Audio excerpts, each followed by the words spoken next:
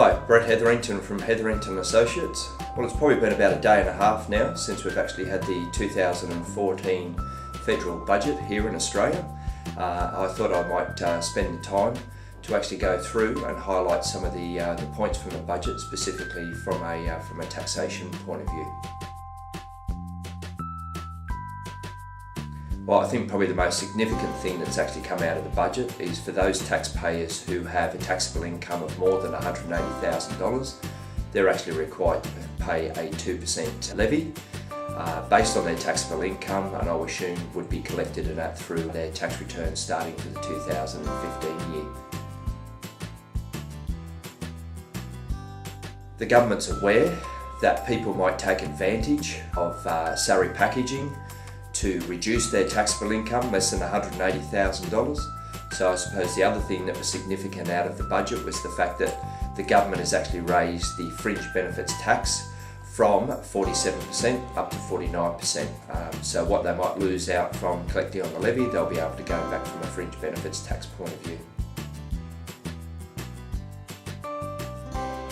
What might be a significant thing with the increase of the FBT rate to 49% is that how's that going to affect those people that earn less than $180,000 a year, who aren't caught with the special levy of 2%, who are salary sacrificing a motor vehicle, for example, and that will that put more cost on novated leases and so forth, and therefore become a little bit more expensive for people to hold a motor vehicle under a novated lease arrangement. So that'll be interesting to follow up in the near future. Medicare levy currently in Australia at 1.5% from the 1st of July 2014 will actually increase to 2%. Medicare levy surcharge, the private health insurance thresholds have stayed the same, but your Medicare levy has gone from 1.5% to 2% from the 1st of July 2014. It's my understanding that most dependent tax offsets will actually be abolished. We've probably known that's been coming for a while now because there's been changes in that to the dependent rebate.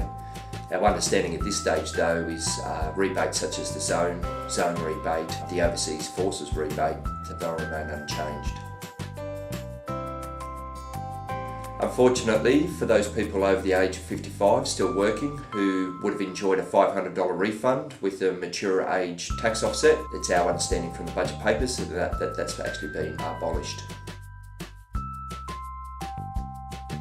One thing that I found a little bit interesting from the budget is that from the 1st of July 2014, when the government actually issues you your tax assessment at the end of the year, or when your return's been processed by the tax office and you receive your tax assessment, interestingly enough, the government's proposing that they'll actually include some detail on your assessment as to how they've spent your tax dollars. So that's going to be somewhat fairly interesting to see the first one of those roll through.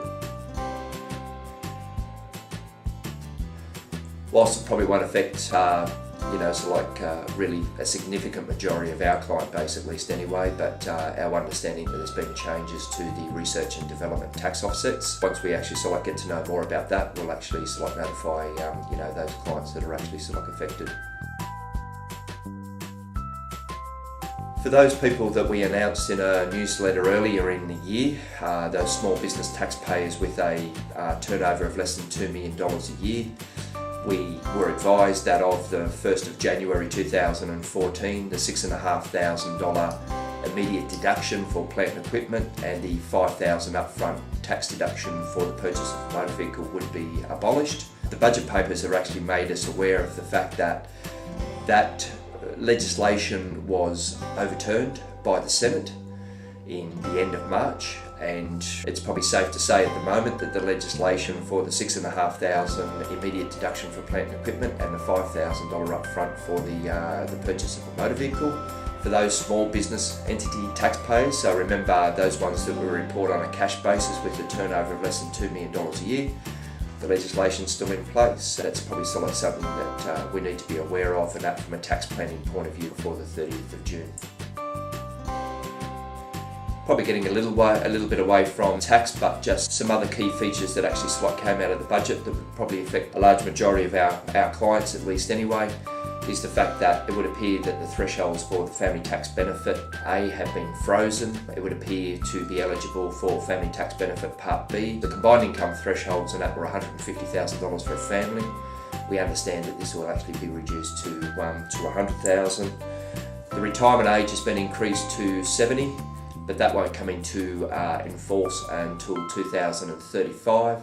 So just to remember, and that it's only for people born after 1965 that actually would be caught up with a retirement age of 70 years of age. We'd just like to remind those employers out there that the super guarantee charge is going to increase from 9.25% to 9.5% from the 1st of July. That wasn't a budget issue, that's in relation to previously passed legislation. One of the things from a budget point of view, whilst we stay on superannuation of course, is the fact that the government has proposed changes around the excess contributions limits. If you do actually have a client that actually has made an excess of a contribution above the concessional and non-concessional caps, they're actually proposing some changes around that rather than the penalty regime that they've had in the past. Look, in summary, all in all, there probably really wasn't a huge amount in the budget from a taxation point of view. There was the 2% levy for the taxpayers with taxable incomes of greater than $180,000 for the year. There's the increase in the FBT rate from 47 to 49%. Increase in the Medicare levy from 1.5% to 2%.